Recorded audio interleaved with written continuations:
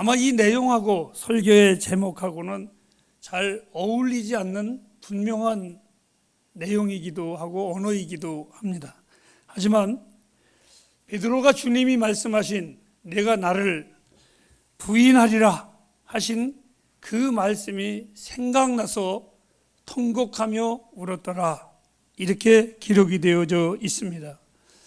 베드로가 예수님의 그 고난의 법정 앞에서 그곳에 가 있다가 3번 부인하며 도망쳐 나오듯이 할 때 주님의 눈을 마주쳤을 때에 그가 통곡하며 울었다라고 했는데, 베드로의 회개가 인간적인 감정에서 일어나는 것일까? 한번 생각해 보았습니다. 바로 진정한 회개는 바로 주님의 은혜 때문에 일어나는 것입니다. 왜? 오늘 성경에 베드로가 그냥 주님의 눈과 마주쳐서 통곡하면서 울은 것이 아니라 생각하며 라는 단어가 나옵니다. 바로 이 사람은 하나님이 역사하지 아니하면 절대로 회개할 수 없습니다. 하나님께서 그에게 은혜를 부어주시지 아니하면 절대로 주님을 찾을 수가 없습니다. 하나님의 은혜가 나를 붙잡지 않으면 나 역시도 계속해서 죄를 지을 수밖에 없는 인생이 바로 우리들입니다. 내가 회개하고 예수 믿고 구원을 얻은 것, 이것은 그 어떠한 도움이 아니라 전적인 주의 은혜입니다. 주의 은혜가 임하지 않으면 그 누구도 회개할 수 없고 절대로 구원을 얻을 수가 없습니다. 주님이 십자가상에서 나를 믿는 자는 했을 때에 내 의지가 내가 믿기만 하면 구원받고 안 믿으면 못 받는 것이 아니라 인간의 의지는 그 어디에도 하나님의 구원 앞에 필요가 없습니다. 내가 만일 구원에 주님을 나의 주라고 고백을 한다고 할지라도 내 의지에서 나오는 것이 아니라 그것 역시도 주님의 은혜 때문에 그렇다는 걸 잊지 마시기를 바랍니다. 오늘 이 베드로가 생각하고 울었더라.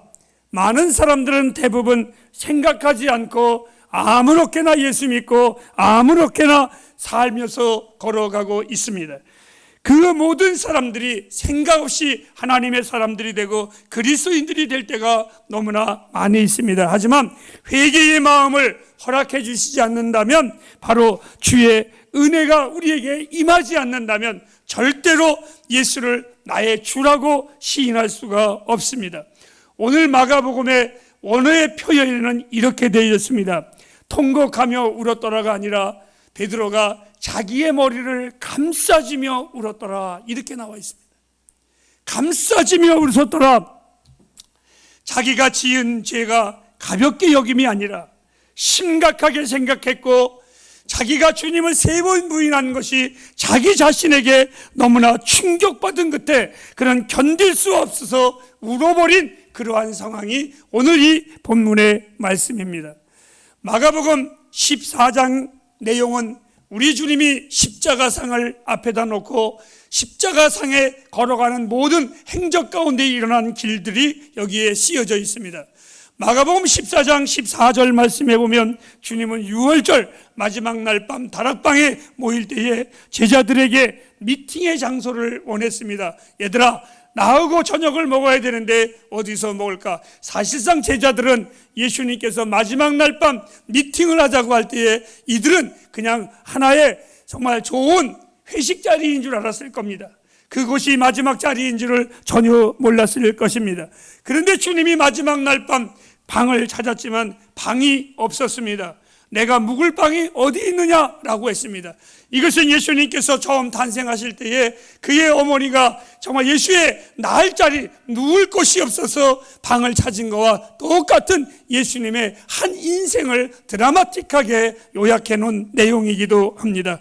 저는 이렇게 묻고 싶습니다. 지난 주일날 마가복음 14장을 통해서 마리아가 예수님의 십자가상을 앞에다 놓고 그가 준비한 것이 무엇이었을까? 귀한 향유를 예수님 앞에 준비했다면 오늘 우리는 예수의 십자가 앞에 무엇을 준비해야 하는가 한번 고민해 보시기를 바랍니다.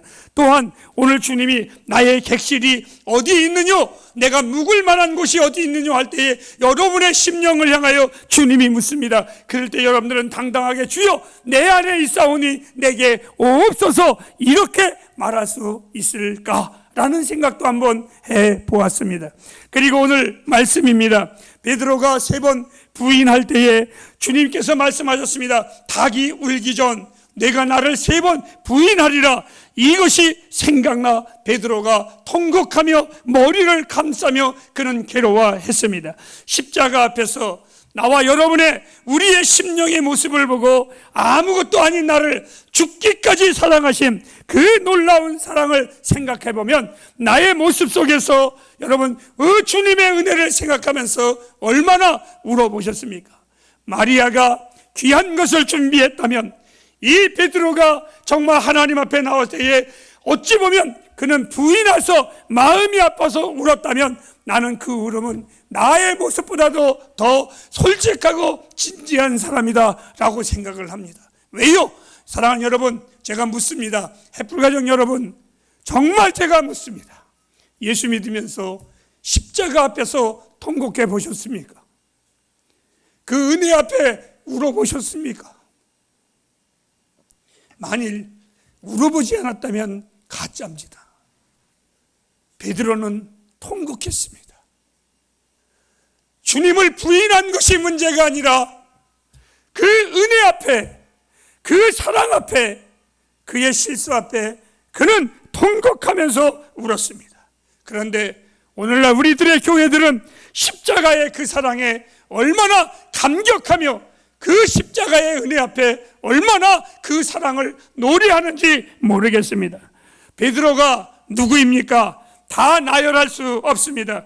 그는 첫 번째 제자입니다. 무리를 걸은 전무후무한 인생을 살았던 하나님의 사람이었습니다.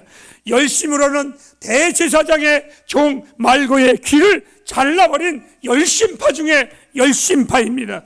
모든 제자들 중에 가장 높임을 받은 자입니다. 더 놀라운 것은 예수님께서 그의 이름 위에 교회를 세우겠다라고 받은 축복받은 제자입니다. 그런데 그가 주님을 부인했습니다. 그것도 모른다고 저주하고 정색하고 그 자리를 떠나버리고 말았습니다. 주님은 나를 위하여 십자가에 죽기까지 사랑하셨는데 나와 여러분 오늘 우리의 삶 속에서 우리 주님의 사랑을 정색하신 적은 없으십니까? 아니면 때로는 우리의 삶 속에 살아가면서 나의 유익과 삶을 위해서 저는 주와는 전혀 상관없는 자처럼 베일에 쌓여있는 자처럼 아무것도 아닌 것처럼 당당하게 세상과 하나 되기 위하여 비유를 맞추기 위해서 우리는 세상과 살아간 적은 없으신지요? 오늘 이 베드로 그는 모든 주의 자리에 언제나 항상 있었던 은총받은 제자 중에 제자입니다. 사도 중에 사도입니다. 그는 이렇게 말했습니다. 주님, 모든 이가 당신을 부인해도 나는 절대로 부인하지 아니할 것입니다. 이렇게 그가 말했습니다. 오늘 이 베드로가 그 말이 생각나서 부끄러워서 울었을까요? 누구보다도 사랑받은 자기인 줄 이 베드로는 압니다. 주님을 부인하고 맹세함이 머리를 감싸고 그래서 통곡했는지 모르겠습니다. 사랑하는 햇불가정 여러분, 십자가를 보면서 왜 울지 않는지 모르겠습니다. 십자가를 보면서 왜 시시낙낙하는지 모르겠습니다. 베드로의 모습이 오늘 우리의 모습이 되기를 원합니다. 베드로는 주님을 3번 부인했지만 오히려 그 주님의 사랑 때문에 그는 통곡했다면 나와 여러분들은 주님의 십자가를 볼 때 우리는 통곡해야 됩니다. 정말 다른 사람이 다 부인해도 나는 부인하면 안 되는데 아무것도 아닌 나를 사랑하신 그 주님이신데 그 주님의 은혜를 생각하면 우리는 울어야 합니다. 그 주님의 앞에 우리는 감격해야만 합니다. 고난주간 많은 교회들이 앞다퉈서 억지로 울려고 합니다. 정말 크리스트의 모든 영화를 보면서 그가 핍박받는 것을 보면서 괴로워서 마음이 아파서 웁니다. 저 역시 어린 시절에 이런 적이 있었습니다. 교회에서 여름 성경학교, 겨울 성경학교를 하는데 부흥 강사 목사님이 오셔서 그 추운 동지서 달 1월 달에 목사님이 사진을 보여주시는데 요한계시록에 예수님께서 문 밖에서 문을 두드리시는 그 그림을 보여주는데 눈보라시는 그 추운 겨울날 저는 울었습니다. 그 추운 겨울날 주님이 샌들 신고 문 두드리는 게 불쌍해서 울었습니다. 여러분, 주님이 십자가에 매달리고 고난받으신 게 마음이 아프고 불쌍해서 우십니까? 그게 고난주가 아닙니까? 그건 천주교의 미친놈들이 만들어 놓은 장난입니다. 그건 복음이 아닙니다. 그건 거짓입니다, 여러분.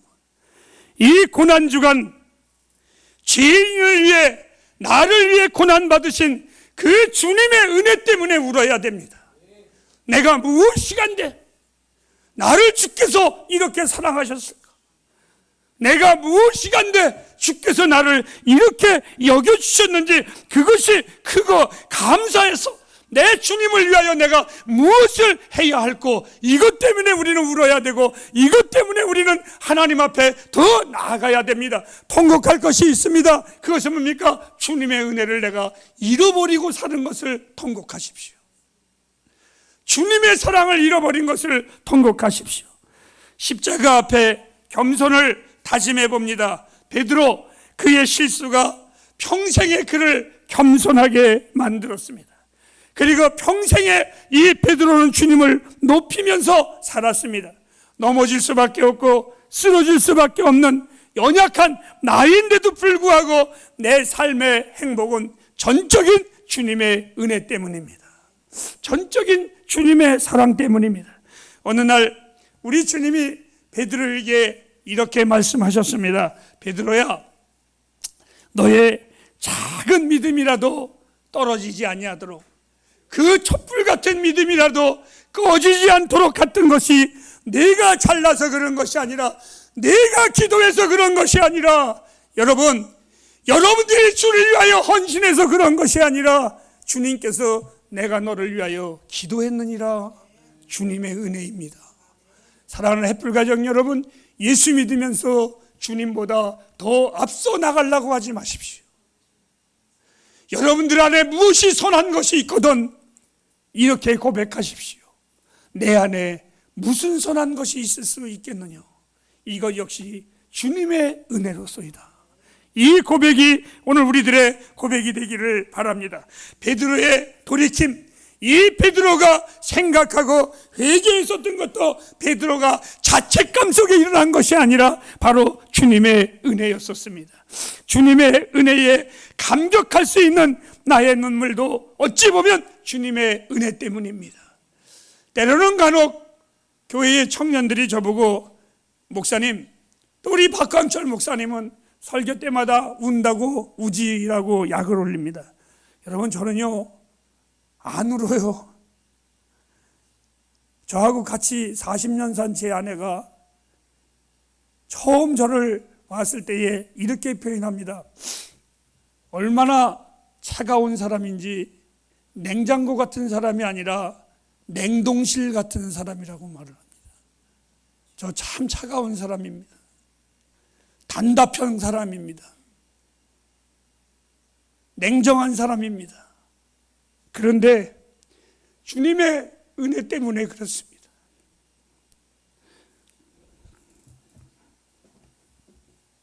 사랑하는 햇불가정 여러분, 우리 다시 십자가 앞에 모여야 합니다. 우리 다시 십자가 앞에 서 있어야 합니다. 나와 여러분의 신앙의 고백이 저 사람보다, 아니 다른 사람의 비교가 아니라 그 십자가의 보혈 앞에 여러분 서 있으시기 바랍니다. 나의 신앙의 고백이 정말 그리스도의 보혈의 색깔이 있는지 한번 물어보십시오. 어린 시절이었었습니다. 어머니에게 제가 물어봅니다. 엄마, 왜 성경책은 지금은 참 요란하고 화려합니다. 근데 옛날에는 참 단순했거든요.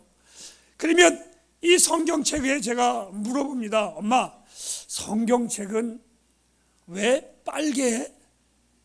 그러면 어머니가 하시는 말씀이 예수님의 피를 상징한단다. 그리고 성경책을 펼치면 이렇게 빨간 줄이 그어져 있습니다. 저도 설교 원고에 보면 예수님이 말씀하신 부분은 전부 다 빨간 줄로 해놨고 내가 짓거리는 말은 파란 줄로 해놨습니다. 그래서 제가 또 물어봅니다. 왜 성경책은 빨간 줄로 그물고?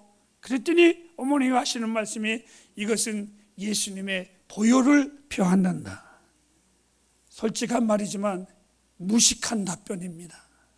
하지만 어머니의 신앙은 언제나 그리스도의 보혈이었습니다. 그리스도의 피였습니다. 사랑하는 우리 햇불교회 자녀들이요, 여러분들의 부모님들이 읽은 성경책에 빨간 줄을 본다면 우리는 결코 하나님을 떠날 수 없을 것입니다. 그와 같이 화려한 장식용 십자가가 아닌 피 묻은 붉은 고난의 십자가를 우리는 보아야만 합니다. 그 은혜를 생각하면 무엇이라 표현할 수 없는 나를 향한 하나님의 긍휼하심을 잊지 마시기를 주의 이름으로 부탁합니다. 십자가의 그 은혜와 그 사랑, 내 마음에 있는 것을 여러분에게 다 고백할 수 없고 가르칠 수 없습니다. 하지만 제가 조금만 더 십자가의 사랑을 전하고 마치겠습니다. 오늘 설교의 제목은 세 번의 은혜, 은혜, 은혜라고 했습니다. 부활하신 후에 우리 주님이 제일 먼저 찾아간 제자가 베드로였습니다. 세 번 부인하고 처음 만난 바닷가로 가 있었던 그 베드로에게 다시 찾아가서 주님이 이렇게 물으셨습니다. 시몬아, 내가 나를 사랑하느냐? 내가 나를 사랑하느냐? 내가 나를 사랑하느냐? 세 번 부인을 한 이 베드로에게 세 번의 은혜로 바꾸신 주님의 사랑이셨습니다. 베드로는 또 자기 나름대로는 신실한 고백을 했습니다. 내가 주를 사랑하는 줄 주께서 아시나이다. 사랑하는 여러분, 착각하지 마십시오. 주님은 베드로가 당신을 세 번 부인할 때도 사랑하셨습니다. 도망자의 발걸음으로 무겁게 갈 때에도 주님은 베드로를 사랑하셨습니다. 지금 낙심과 비탄에 빠져있는 그 시간에도 베드로는 주님은 이 베드로를 항상 사랑하셨습니다. 아니, 베드로의 깨달음조차도 주님의 은혜의 도움이었었습니다. 사랑하는 햇불가정 여러분, 십자가의 고난 앞에 주님의 은혜를 잊지 않기를 간곡히 부탁드립니다. 기도하겠습니다.